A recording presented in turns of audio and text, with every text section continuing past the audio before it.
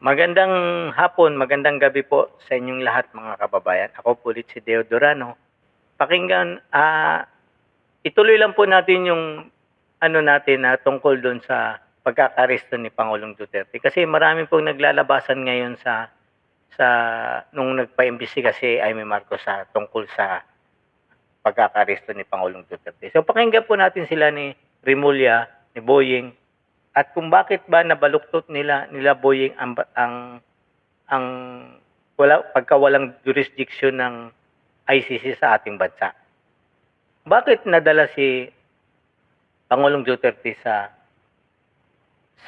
dahig? Pakinggan po natin sila mga kababayan.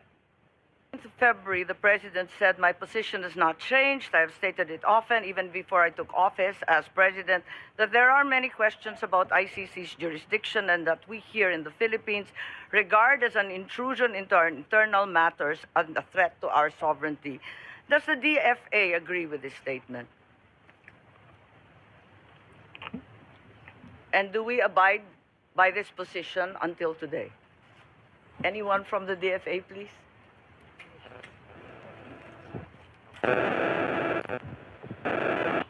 Madam Chair, good morning. Yes, you recognize consent. Yes, thank you. Well, as I speak right now, the Philippines is not a member of the ICC, and the DFA defers to the Department of Justice as the implementing agency when it comes to cooperation on ICC matters. Madam Chair. Yes, so to the best of your knowledge and in the consideration of the DFA, we are not a member of the ICC. Yes, Your Honor. Thank you. And the DOJ, having been referred to, may I call on Secretary Remullia, please, to clarify this issue. We are not members of the ICC, ma'am. So, whatever relationship we have with the ICC is on an arm's length basis if we have to talk to them. But we have never spoken to them. I'm We sorry, have never spoken to Secretary, I them. didn't hear you. Whatever relationship we have It's on an arm's length basis, meaning very transparent if ever. But we have never spoken to them. arm's length. Yes, ma'am. So you have had contact even at No, ma'am. arm's length? We do not have any contact. What we're saying is we are very transparent about what we do, and we have never had any contact with the ICC. So you uphold the statement of the President saying that the ICC has no jurisdiction here in the Philippines. Is that correct? Ma'am, jurisdiction of the ICC is throughout the world. We belong to a community of nations Regardless that of is those tied who are together by a legal system called international humanitarian law. It is something adopted by more than 150 countries in the world. International humanitarian law, which became a law in 2009 or 2010. And that law, that domestic law, is what we adhere to in this case. Are you referring to RA 9851? Yes, ma'am. Because you indicated the date of 2009. Is that correct? Yes, ma'am. Thank you. So therefore, we are not members of the ICC. We are not members of the ICC since President Duterte withdrew our membership in 2018, effective 2019. Okay. That being the position of the DILG, I assume that Secretary Remullia in the DILG also maintains the same. Yes, ma'am. I defer to the wisdom of the Department of Justice. And the PNP, General Marbil, please. Yes, Madam Chair. Thank you. If that is therefore an unqualified yes, and you are in agreement with the President that the ICC has no jurisdiction whatsoever,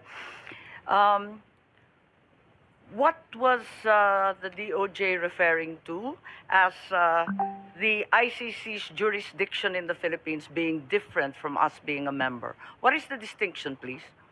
Ma'am, the ICC tries people for individual crimes, not states. So the Philippines, as a state, cannot be called upon by the ICC to do something for them.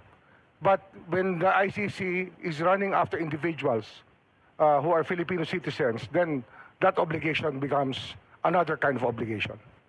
So that therefore the Senate ratification of the ICC at the time that it was ratified is of no weight. Regardless, you will fall under the jurisdiction of the ICC, under Well, the for so-called individuals- international Yes, madam. humanitarian- that is your belief, DOJ. Yes, madam. When there are Regardless of individuals being a party being or not when being a there are party? individuals being asked by the ICC to explain, it is another matter. As a state is different from an individual. We all know that we have to. I think that is the not the individuals question. being charged by the ICC will have to face the ICC. I'm perplexed. The DFA made it very clear that as we withdrew, we are no longer a state party to the treaty. And now you're saying that we can nevertheless fall under the ICC, under the generic rubric of international humanitarian law. So it doesn't matter whether you sign or do not sign, whether Yes, you ma'am. ratify It or doesn't do not matter, ma'am. ratify. It It doesn't makes no matter. difference. Doesn't make any difference anymore. Are you certain? I'm certain. Okay, Attorney Saret, please, from DFA. Is that the position of the DFA? Madam Chair, I concur with my USEC, the current acting SFA, that as far as we are concerned, we're no longer members of the ICC. And as non-members, can we possibly fall under the jurisdiction of the ICC under the rubric of international humanitarian law? Is that correct? Yes, ma'am, I think, because we, under the, What's the use of signing or ratifying a treaty if it bears no weight? I defer, ma'am, to Secretary Remullia. May on I? this one, ma'am. I think it's your purview, your DFA. Yes, ma'am. But yes, ma'am, technically we are no longer a member of the ICC, but we might be obligated under residual jurisdiction as what the Supreme Court in one case already mentioned, that we still have residual jurisdiction. Thank you, Madam Chair. Yes, Madam Chair, if I may. I'm a little bit perplexed given that you are part of the executive. The president has said, as he said for the 100th time, that we are not under the ICC. Why is the SOJ now saying that we are nevertheless somehow, in some miraculous way, under the rubric of the international humanitarian law, still under its jurisdiction? Your Honor, it is not the Philippines that is under the jurisdiction. It is the individuals who are charged by the ICC, which is under the jurisdiction. There is a distinction, ma'am. Please explain. As non-members of the ICC, and as a state, the ICC has no jurisdiction over us as a country. But over the individuals who may have committed crimes that violate international humanitarian law, that is a universal value being held by the whole world today, that people cannot cross borders and hide behind boundaries so that they can run away from the law. International humanitarian law is something adopted. The principles are adopted by more than 150 countries throughout the world, Your Honor. Are you of the position, therefore, that international humanitarian law, as you said, is customary law? Is that the consideration? It is already customary law now. As we speak, it has become customary law throughout the world. Are you aware that procedural and admin matters do not form part of customary law? Surely, the Secretary is well aware that Mga kababayan, tingnan niyo po ang sagot ni Remullia kay Amy Marcos. Kung tama ba itong sagot niya. As a nation, hindi tayo member ng ICC. So kung merong hahabulin ng SAC as individual, pwede daw yun. Kaya siguro naisuko nila si tama ba yun? Ay yung si Pangulong Duterte, Pilipino yun. Di ba po? Presidente ng Pilipinas yun. Ano bang kasalanan ni Pangulong Duterte dito sa Pilipinas? Bakit walang asunto? Tapos sasabihin nila ngayon na kailangan pag individual, pwedeng harapin ang ICC at ipadala yung taong na hinahanap nila. ito mga kababayan, wala ho itong, yung sinasabi nilang read notice, wala akong read notice. Ang pinadala po sa kanila, proposal pa lang, kumbaga sa kuwan, parang procedural ano pa lang siya, na ito, pinapaalam namin sa inyo na mayroon kaming gagawin na ito. Wala pang read notice doon. And yet, yung ano na yun, ginamit na nila kaagad doon kay Pangulong Duterte. Tingnan mo kung paano nila baluktutin yung batas dito. Nakakalungkot lang isipin ng kapwa Pilipino natin na nakaupo sa Malacanang at saka sa nakaupo sa mga kabinete niya, isinuko ang isang Pilipino dahil kamo sa humanitarian, dahil individual na hinahabol siya ng ICC. Tama po ba yun, mga kababayan?